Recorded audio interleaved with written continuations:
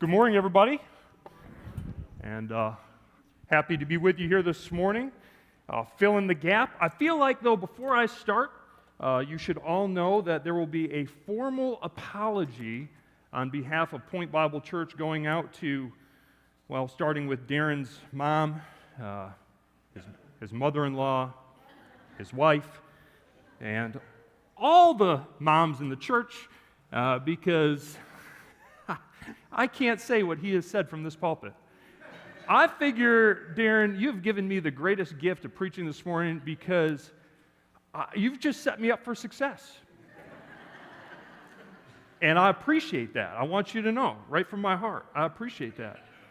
I'm going to give him a little bit of credit, though, because he asked me to preach a Mother's Day sermon. And he goes, this is how it started. How do you feel about Mother's Day? Well, I think I should probably enjoy it. I mean, this is a good time, right? I can score some points, right? This is good. But preaching on Mother's Day, and I thought to myself, well, what is a Mother's Day sermon?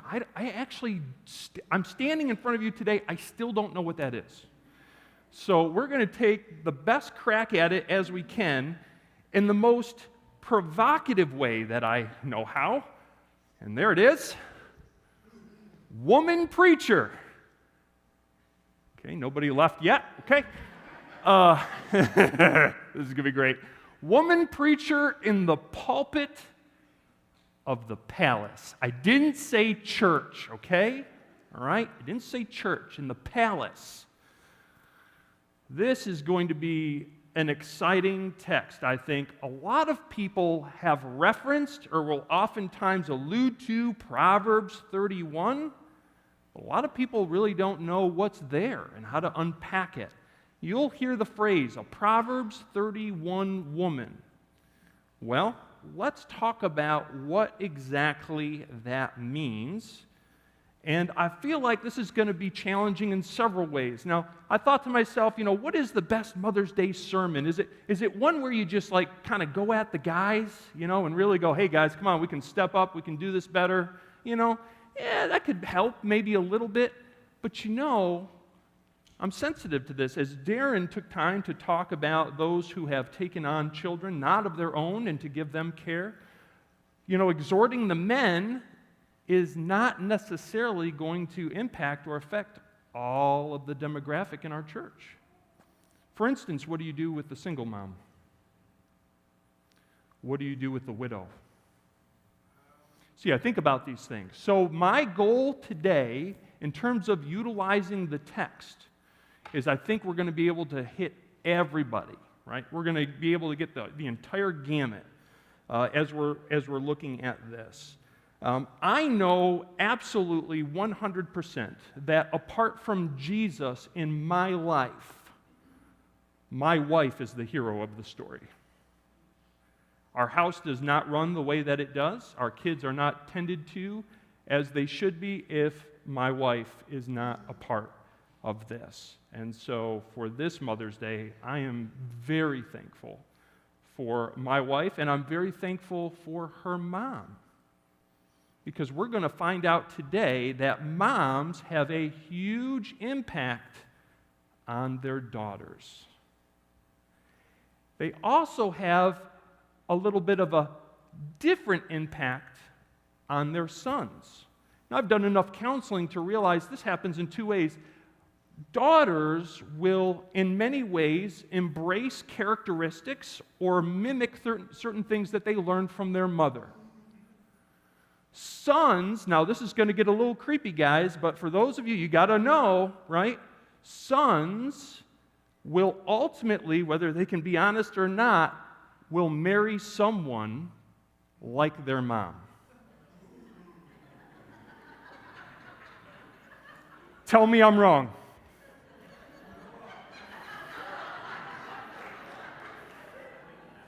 It's true. It's true. I'm just telling you. I did not say marry your mom. I know I'm in Whitney Point. Okay. Maybe I can say something crazier than you, Darren. I don't know. Let's give it a shot. I don't know. So here's the deal, though. We have, and here's the interesting part about this text. The mom is going to be the preacher, because that's how the text starts. So these are oracles of King Lemuel's mom. Now, there's a little bit of debate on this, but a good majority, in terms of consensus, actually believes that Proverbs 31 is Solomon's mom instructing him. So, who is Solomon's mom? Bathsheba. Whether or not this be the case, if we were to interpret or look at this text through that lens, that means that this is going to be incredibly profound and poignant with some of the wisdom that she is trying to communicate to her son. Now, whether or not he embraces that, I don't know. Maybe for a time. What she is concerned about, and this is where it gets powerful, she is concerned that her son, let's say it's Bathsheba and it's Solomon, her desire, her hope, and I think this is the heart of most moms, is that your sons or your children will do it better than you did. You want them to be more successful than you. So if you can imagine Bathsheba and her relationship with King David, which was the product of Solomon, this is how he came into being, and the ways in which he... Do we remember the story? We'll talk about it in a minute. Let me talk about just the heart, though, of a mom and her son. I watched this in my own house. Maybe you can agree.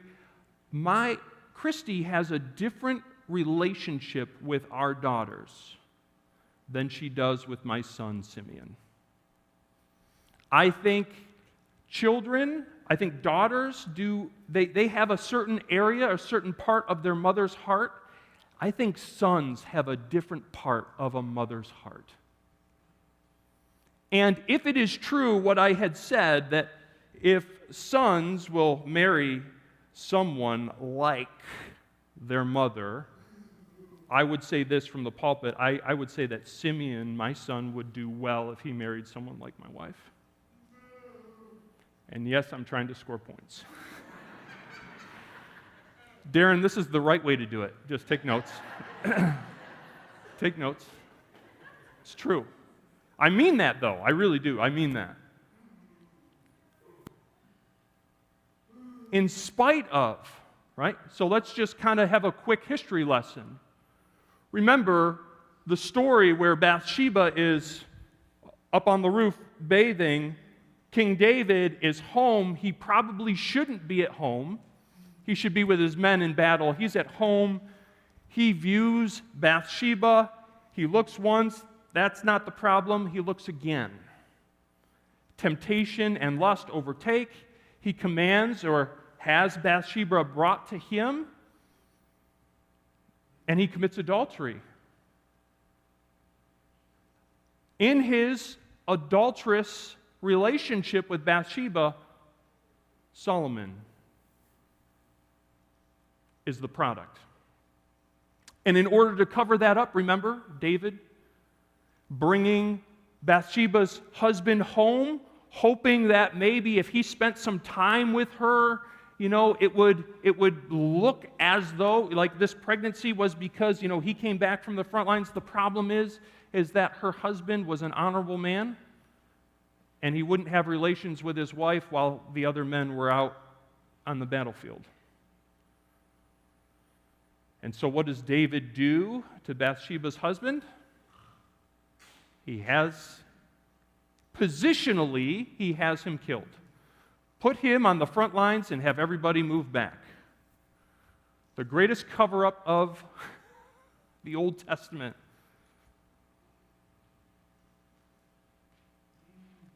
And God is going to use, perhaps, all of this mess to give us some profound insight and wisdom. And this is kind of where we're going to pick up. Now, here's part of the tension. Before I start reading, there's just something for us to consider. If this is indeed Bathsheba and the words that we are about to read are coming from her, I want you to notice a couple things. As she dispenses wisdom, first and foremost, she doesn't bring up any of the past. She doesn't demonize David, the father, and she doesn't portray any type of contempt. But she is incredibly passionate that Solomon would do it better. And again, I think that is the heart of every mom in relationship to her children. Here is an appropriate challenge or tension before we read the text. If it is true that daughters will emulate mom's behavior and sons will want to, whether they realize it or not, marry someone closely likened unto their mom.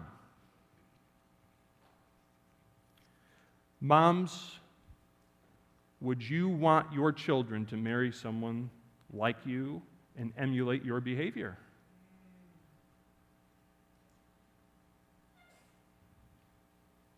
I mean, that's kind of the tension. We're going to talk about a Proverbs 31 woman and what that looks like. Moms, would you want your children, would they be successful if they emulated your character and your son, if you have a son, if he married someone like you, would he be successful? I think that's a fair challenge, right? Just get that right out into the open. The words of Lemuel is how this starts. The words of King Lemuel, the oracle which his mother taught him. This is Proverbs 31, starting in verse 1. I want to focus real quickly on Lemuel's name. This is important, and then I'm going to pray. Because I want to try to set the table in terms of the heart of a mom. The heart of a mom, I think, intuitively has different relationships with daughters and sons. I think her desire and passion is that her children, a godly desire or passion is that her children should do better than her and her husband. I think a godly desire is that she could, with confidence, say, almost like the Apostle Paul, you can follow me because I follow Christ. A godly woman, a godly mother could say, you could follow my example because my example is worth following because it's a pursuit of the Lord. I think that's good. And I think that in spite of where all moms land today, there is a sense, especially if you are seeking the Lord, that you dedicate your children to the Lord. Whether you are lifting them up in prayer, whether by instruction, whether by your actions. And that comes out in this text. Again, I'm making an assumption. I think it goes with several different, a popular thought that this is Bathsheba talking to Solomon. This is where I get this from. The problem is that there is no king in Israel recorded with the name of Lemuel. So this could be something that Bathsheba would be calling Solomon. Why would she do that? Well, Solomon, his name in Hebrew, is a derivative of the word shalom. So Solomon means peace or peaceful.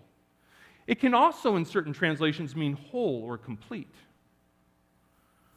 Lemuel means that he is devoted to or belonging to God. Devoted to or belonging to God. So if I could hear the heartbeat of a mom, why wouldn't she want her child to be identified with being belonged or devoted to the Lord? It's kind of like praying over and dedicating through a title your children. And this is important. Why is this important? Because in the Old Testament, names mattered. Oftentimes, your name in the Old Testament would dictate who you were in terms of your character, who you would become. It was almost prophetic in many ways. And so how cool that, a mom would call her son Lemuel, devoted to, belonging to the Lord. And at the end of the day, isn't that the God-given divine authority and role of mothers training their children so that their children, the next generation, does not forget the Lord? And we've been going through 1 Kings on Wednesday night. And what is the theme that Pastor Darren continues to hit? Because it is the theme of the Old Testament, that we are a forgetful people. And it only gets worse. How do we help the next generation? That's the table. It's full, I know. Would you pray with me before we really get into reading the text? Gracious God in heaven, Lord, I just thank you for Mother's Day. I thank you, Lord, for all of these considerations that we're about to kind of delve into. Oh, a godly mom in the book of wisdom, giving wisdom to the quote-unquote wisest king. So what do you have for us this morning? Lord, I pray that you would open our hearts to your word. Pray, Lord, that we would be able to hear from you. And there's a lot of characters that we need to encounter. We need to talk about moms. We need to talk about children. We need to talk about dads. I pray, God, that you would give us wisdom. I pray that you would give me clarity of thought even as I speak, and that you would be glorified in all that we do. For it's in Jesus' name I ask these things. Amen. I'll repeat it one more time just for our benefit. Verse 1, Proverbs chapter 31, verse 1, the words of King Lemuel, the oracle which his mother taught him. So this is straight from, if you will, the mouth of his mom, the woman preacher in the pulpit of the palace. This is kind of neat too, right? Because Solomon is going to be attributed for writing a large part, most of Proverbs, right? This is Solomon in the younger years of his life, it's seen. Ecclesiastes is the elder part. And this is the title that he gives himself. Kohelet, the preacher. This is how Ecclesiastes starts. And there's a burden that's put on the preacher. And the burden is this. He's going to be crying out, kind of like wisdom. That's throughout the entire book of Proverbs. It cries out. It's in the streets. It's trying to get your attention. It wants you to listen. Same thing with your parents, by the way. Children, listen. Your parents really do, godly parents, they really do want what's best for you and what's godly for you. Most of you aren't paying attention. You need to pay attention. You may not believe what they're trying to tell you. You need to believe it. They're crying and pleading. That's what we're going to encounter in the first couple of verses here. Crying, pleading, desiring. Please hear so that you don't have to do the same dumb things. You know where wisdom comes from? Dumb choices. And the people that have already made dumb choices are trying to tell you, don't do that, don't walk down that road, don't do the same thing. We know where the path leads. Would you open your ears? Sometimes it's a bridge too far. Sometimes kids have to just do what they need to do to really understand everything that their parents were trying to tell them. That's verse 2. What, O son, O my son, and what, O son of my womb, and what, O son of my vows? Do you think she wants his attention? She's passionate. She really, really wants, again, if this is Bathsheba and Solomon, she really wants Solomon to hear her. She's really gone through the prickles. Life has been rather difficult. Solomon came as a result of an affair, and he is going to be the next king. And so mom, knowing this, is going to say to him, these are things that if you are going to rule and if you are going to be a king, these are characteristics that need to be a part of your life in order for you to be successful. And this is what she goes into. Solomon, are you listening? This is your mother. Have you, right? This is your mother speaking, right? Most of you, do you ever feel, moms, that like you need a megaphone? You know, trying to talk to your kids, they're just, do not, oh my goodness. Okay, here it is.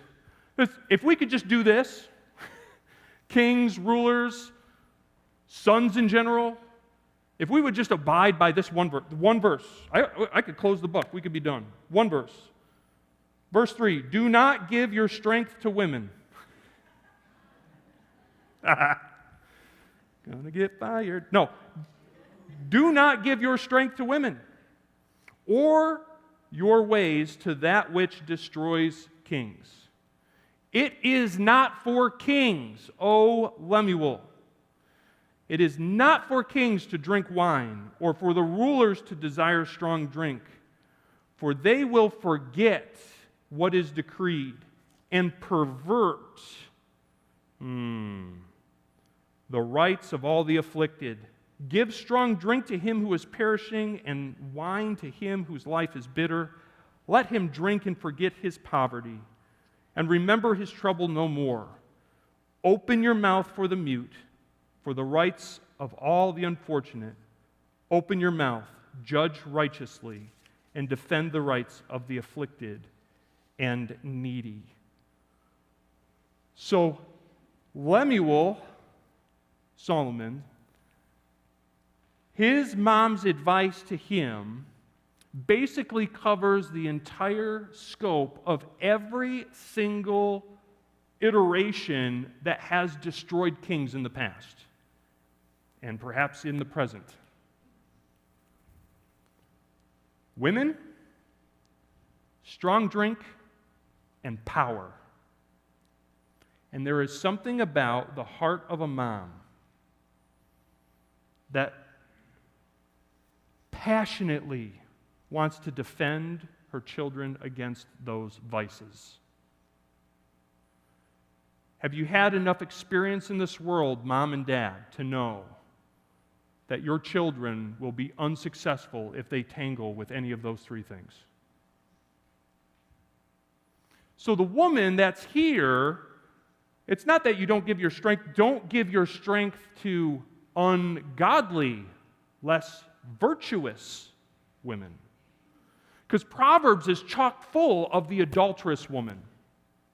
We're going to talk about her in just a second. She's cunning and conniving. She's boisterous and loud. She's calling out to the young men. She's calling out to the naive. She wants to lure them in, and her desire for them is destruction. They don't even know it. And mom is saying, son, be careful. And do you see the tension, though, now? Son, be careful. Hopefully, she has given a good example of what he should be looking for so that it would be a delight and a desire of her son's heart to marry someone like her, because she would be someone worth marrying. I think that's how this works. Okay, so here we are, moving through the text, kicking it into overdrive. What are these things? So there's things to avoid for a king, and there's things to pursue. What should he avoid? He should avoid strong drink. He should avoid the adulterous woman. And it's implied, and I'm going to show you, but he should avoid using his power for less than noble reasons. Because people in power can become abusive.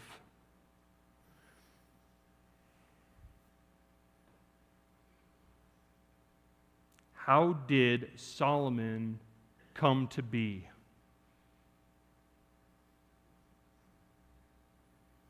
The king had Bathsheba brought to him. Bathsheba was a married woman.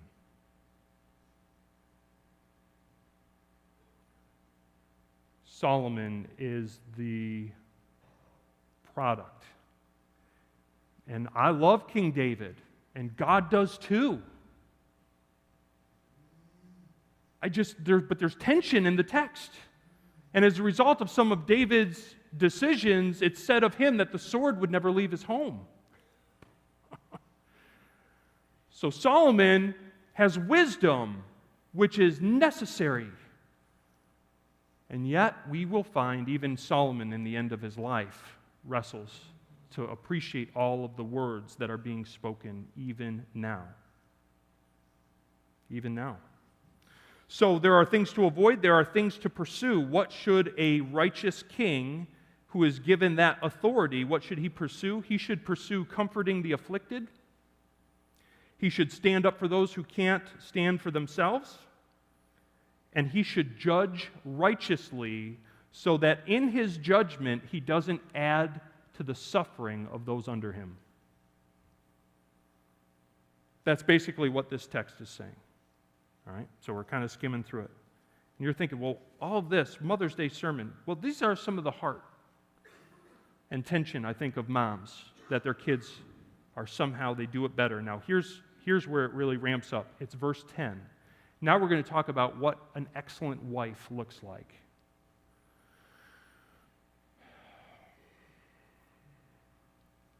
And this is where it's going to contrast starkly from what the adulterous woman looks like. An excellent wife, who can find? For her worth is far above jewels. What does this say to me in terms of this type of woman that's being portrayed here? It's almost in correlation like this. The rarer they are, the more valuable they are. And I'm just telling you, there is nothing like being married and joined to a woman who loves and fears the Lord. And husbands, hopefully there's a moment today where you are able to express gratitude and joy over your mate because you recognize what a godly woman looks like and her value, which hopefully you can't comprehend. Here's the difference. Godly women are rare. Let me say it again. Godly women, as described in Proverbs 31, are rare. When compared to the adulterous woman, there are plenty of those. I know, it's going to get fun. Because she's everywhere, and she's loud, and she's in the streets, and she's calling. That's not typically what the godly woman looks like. They're subtle and quiet and diligent. A lot of behind the scenes. Doesn't mean that she can't have a public appearance. That's not what that is. But her posture is different. It's bent already on servanthood. It's bent on the needs and looking to the needs of others. It's not fulfillment of her own needs. It's the needs of her husband, of her family, and of the community. These are the attributes that are going to be given to us in this text. Notice then with me in verse 11, the heart of her husband trusts in her. He will have no lack of gain. You know, it's amazing how many marriages I counsel where the husband doesn't trust the wife, and vice versa. That's not going to work. This is like an exclusive trust. This is like my wife loves the Lord so much, I have no worry of what she's doing, where she is. I don't have GPS on her phone. Do you know that that's a thing? Couples are like putting like GPSs on their just so they know they can track their mate. If you have to track your mate, do I have to finish that sentence? It's a thing though. Crazy to me. If you have a Proverbs 31 woman, you don't have to put tracking devices on her. I'm just saying. Notice her intention, her work ethic, and her motive. That's going to be like the next set of all these verses. She looks, right? So she's intentional. She looks for wool and flax and works with her hands in delight. She is like merchant ships. She brings her food from afar. She rises also while it is still night. That's important. That's going to link to another verse in just a little bit. So you can see the span of her day. And I can attest to that. Man, I watch my wife wake up doing school with the kids all the way through the day. I mean, it is just admirable. I adore her because she does an incredible job. She's hating me every second for this. It's like, why are you? But what else? This is Mother's Day. This is her. She's the hero of the story. I don't get credit for anything. You can laugh, but it's true, Mike. I mean, I'm just telling you, all right? She brings food for her. She rises also while it is still night and gives food to her household and portions to her maidens. She considers a field and buys it, so she has means. Where does she do that? From her earnings. That means she has an income. So on top of managing the house, there's still, like at least in this moment, there's still a way in which she's contributing. It's pretty wild. She considers a field and buys it. From her earnings, she plants a vineyard.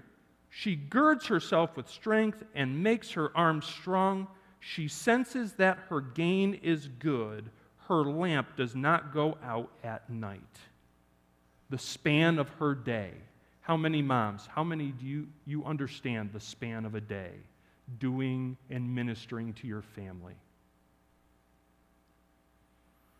And then when your work is done, perhaps your heart is heavy. So how many of you have lit the candle a little bit longer just so you could spend time in prayer?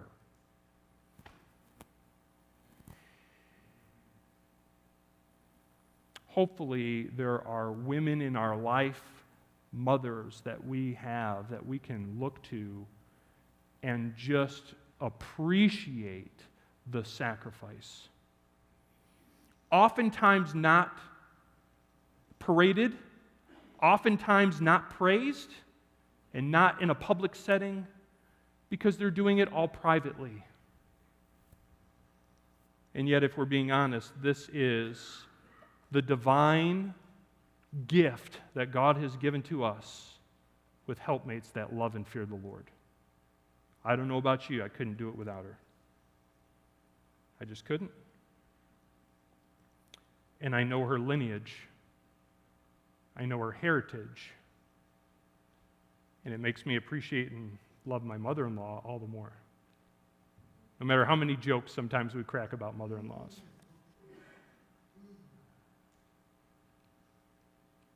I'm very thankful. Very thankful. Let's keep going. She stretches out her hands to the distaff, and her hands grasp the spindle. She extends her hand. Now, this is where it goes beyond her household. So she's taking care of her children. She's taking care of her husband. If there's servants, she's taking care of the servants. And now she extends her hand to the poor. So it's inner and it's outer. There's a community sense. She stretches out her hands to the needy. She is not afraid of the snow of her household. So the season is going to change. What happens when the season changes? Well, it gets cold. What do you do if you're not prepared for the cold? You freeze. But she's been making and preparing all year. Her family will not be without. They will be clothed. How are they clothed? Her household are clothed with scarlet. She makes coverings for herself. Her clothing is fine linen and purple. Her husband is known in the gates, and when he sits among the elders of the land, she makes linen garments and sells them, and supplies belts to the tradesmen. Strength and dignity are her clothing, and she smiles at the future. She smiles at the future because of the amount of preparation she has already put in. I think it's hard to smile at the future when you haven't prepared for it. She can see the seasons coming, and it does not beset her because she has already been preparing. And she's already been diligent, and she's already been putting herself to the work. What an incredible woman. A Proverbs 31 woman. She opens her mouth in wisdom. See, this is the opposite of the adulterous woman. When she opens her mouth, it's destructive. But when she opens her mouth, the excellent wife, notice what girds her tongue, the second part of verse 26, and the teaching of kindness is on her tongue. She looks well to the ways of her husband. So there's still an order within the household. A woman who fears the Lord and serves her husband and her children. She looks well to the ways of her husband and does not eat the bread of idleness. So this is really important. If you have a woman who is this type of caliber and she is working on behalf of her family and she's looking to the needs of the poor and she's actively doing this, guess what she's not doing?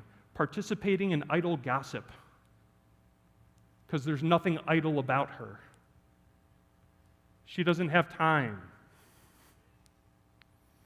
And sometimes that's like a challenge. Idle gossip. I'm telling you, if you're committed, and this is for guys too, right? But if we're committed to the work of the Lord and we're and we're doing, it's really hard to sit around and just worry about what other people are doing. We're too concerned about the affairs that God has given to us, that He's put in front of us. Side exhortation, but I think appropriate.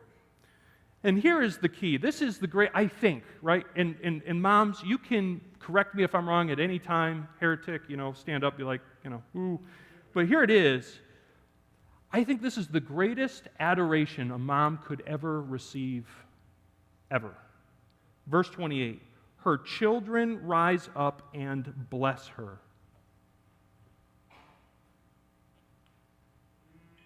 Is there anything that, for you moms, that hits, like when your children just come up, give you a hug, and just tell you how thankful you are for that, they're thankful for you? They make it a point to express their gratitude. I can imagine that there's probably no greater praise a mom can get than when her children rise up. Now, here's the tension in this. So, children, listen. Take time today and throughout the year, that would be good, to show your gratitude toward your mom. Because you may not even know what you don't know. You may not know the sacrifice she makes on your behalf. Here's the deal, though. To the same level of joy you can give and bring to your mom by your obedience and by your expression of gratitude, you can create the same level of agony by going your own way and departing from the Lord. I think that tension is very real. As much as you, moms, would rejoice over your children being obedient to the Lord and just expressing their gratitude, the same is true in terms of crushing your soul. And then you light the lamp a little bit longer and you stay up in prayer. I bet many of you have had to do that. But this is the heart. Considering that if these are the words that Lemuel is hearing from his mom, that Solomon is hearing from Bathsheba, how vital for him to make an appropriate distinction between all of these women and what a Proverbs 31 woman is being taught to us. Her husband also, this is the end of verse 28, he praises her, saying, "Many daughters have done nobly, but you excel them all. Charm is deceitful, and beauty is vain. But a woman who fears the Lord, she shall be praised. Give her the product of her hands, and let her works praise her in the gates." Why is this important? Well, because as we know, charm is deceitful. Beauty is vain. Why? Because it's ever fading. Our bodies are not improving, they are degrading. Our flesh, right? And you can try to put as much makeup on it as you want. I don't know. I had a professor, you remember this, Darren? Right? We had a professor. Do you ever have Dr. Parker? Do any of you know Dr. Parker?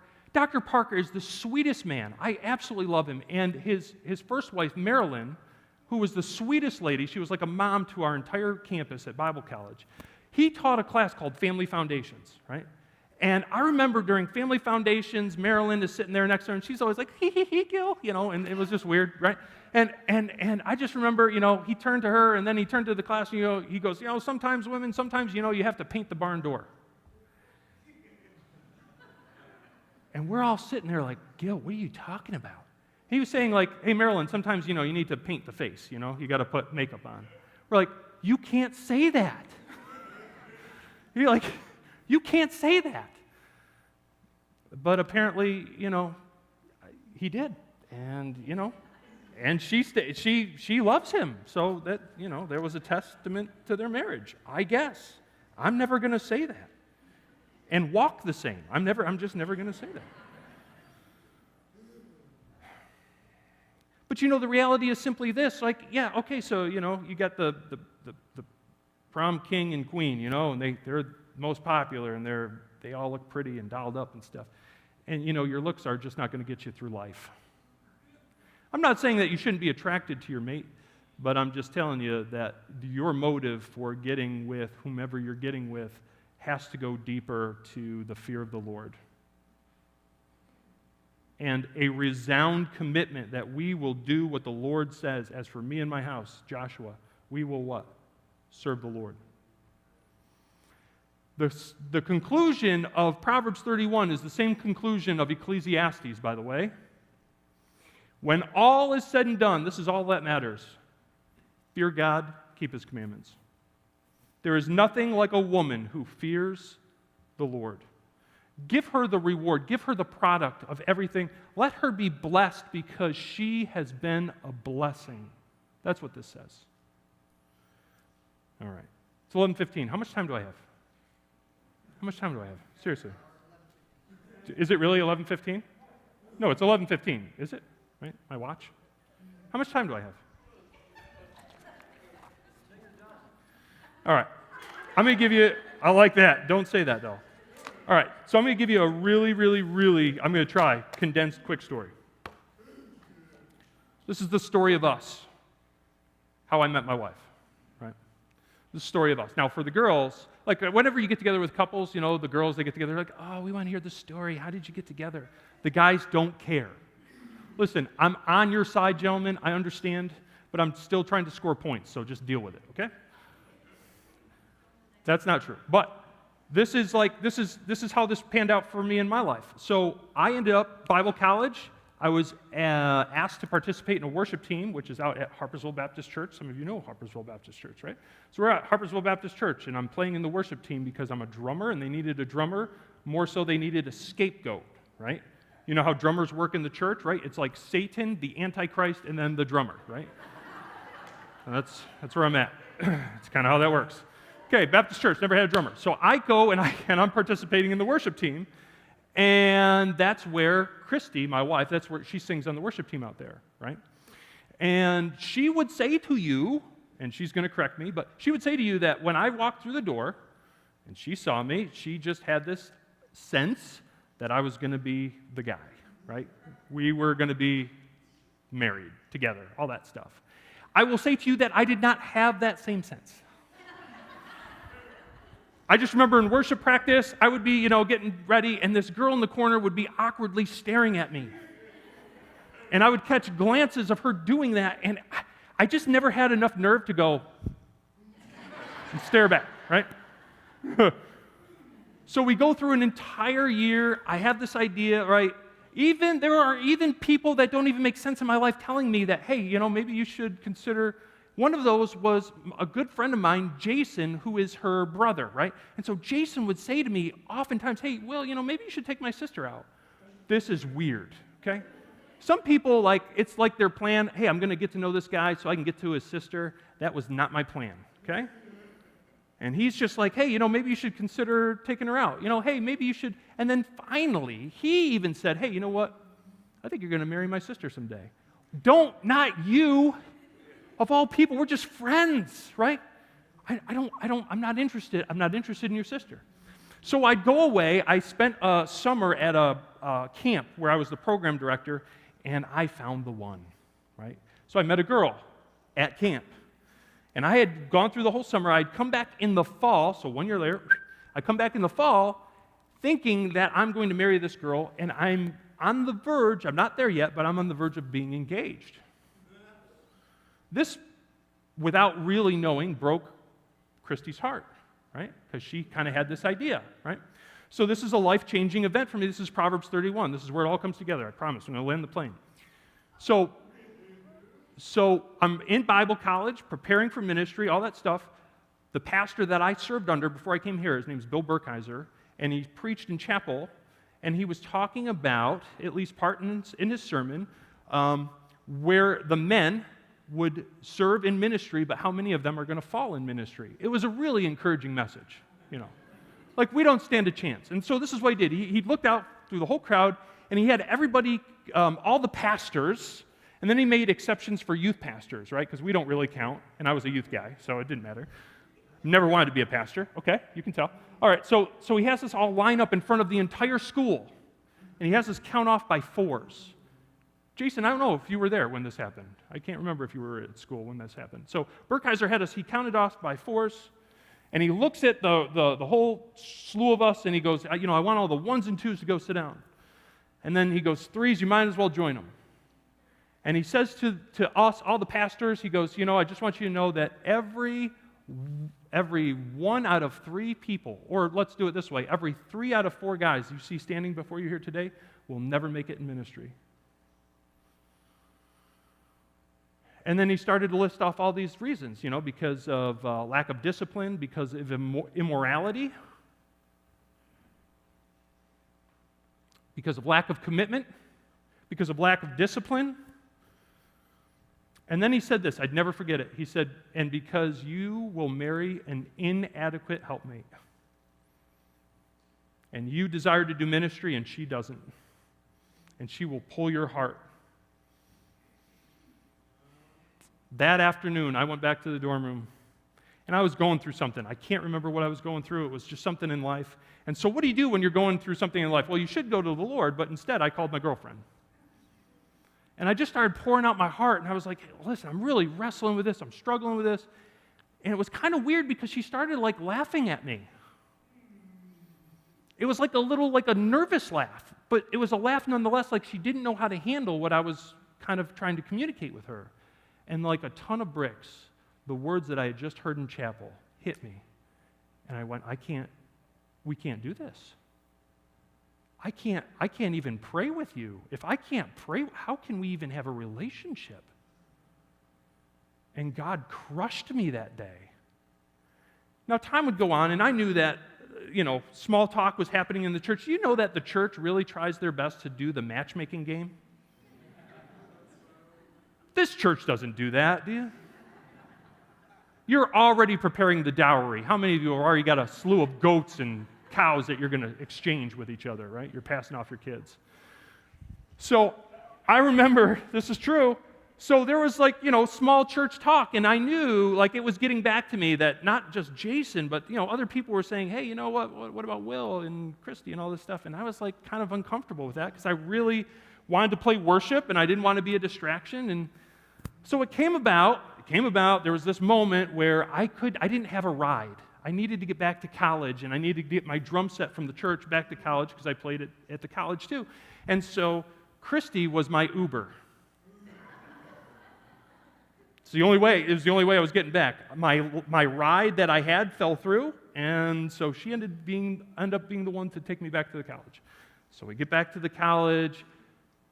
Mind you, she had to take somebody else. They sat in the front. So after they dropped that person off, I just stayed in the back like I was in a taxi. I'm not moving to the front seat. I'm just staying back here. Leave me, So we get to the college. She helps me unload my drums. I'm telling you, I don't know why I did this, but I just looked at her. I said, hey, you want to grab some coffee? She looked at me so awkwardly. She was like, what? She's, okay. Okay. So she turns around, she starts walking down. Now, we're in Lau Hall. Lau Hall, we got this row, the stage is up here, this long row, and it's got long windows. And I'll never forget, she's walking away, and I'm looking at the long window, which I can see my reflection. I look at the window, and I go, what? What are you doing? I don't want to take you to coffee. So in my mind, I'm like, okay, God, fine. I'll take her to coffee. And I'm going to tell her exactly how I feel, right? Because I know about all this stuff, and people want to put us together, and I don't want to, no, right? So let's address the issue, right? Let's, kill it, right? See, you thought Pastor Darren could be a jerk, right? This is the part of the sermon where I try to make him look good. But I can only do that based on the amount of money he gave me prior to the service. Okay, so I'm trying to make him look good, but this is true as true can get. I'm on a mission. I'm a man on a mission. I'm going to tell her, I'm going to set her straight. And we get to the Broadway Cafe, which is about 20 yards from where Lau Hall is. We sit down. The place is packed. We start talking, small talk, yak, yak, yak. Okay, let's get to it. So I just look at her without skipping a bit, and I say, I heard you like me. You should try that sometime, gentlemen. You better have the cards, though. You better know that you're holding the... So what's going on here, right? What's going on here? I heard that you like me. This is where my life changes. I could tell I embarrassed her. She turned red. And she just looked at me and she said, well, it's true. It's been about a year. She said, but I just dedicated myself to pray for you. And she said, I prayed for you, and I prayed for the girl that you were with. And maybe there were a couple girls during that time. I don't remember.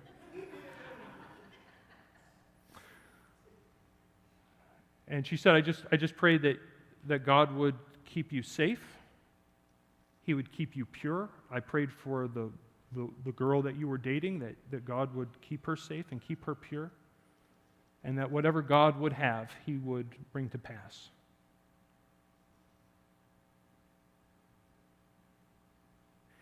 I'll never forget. It's only happened a couple times in my life, but I'm telling you right now, I can't say it. This is exactly how it happened.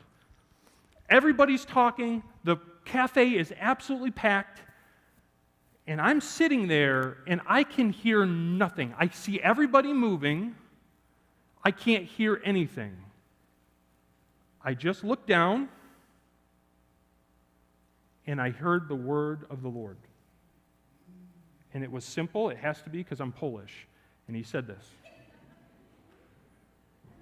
This is what He said. He said, "This is a godly woman."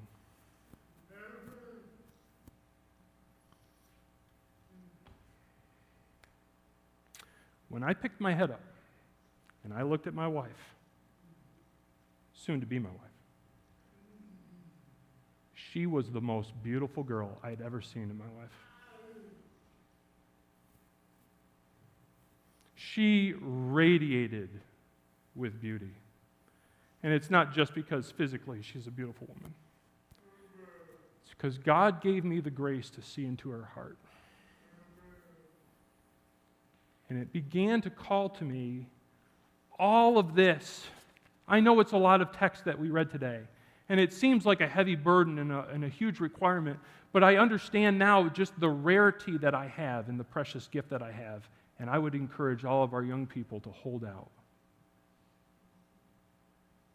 You don't want the consequences of settling. They're rare, but they're worth it. And here's the conclusion, and I'm done. A Proverbs 31 woman, who can find? Her worth is far beyond gems. But this is the challenge to us men. So, see, moms, I'm coming back. So here's the challenge. You want to have a Proverbs 31 woman? Men, it is incumbent upon you then to consider what it means to be a Proverbs 1 through 30 man. You need 30 chapters to consider before you can read the last one. and it's a high calling, and it's worth every moment because it's generational. Your children will be blessed. Your family will be blessed. And mothers who are worthy of this title, you are incredible women. Thank you. And we praise God for you. And that's all I got. Would you pray?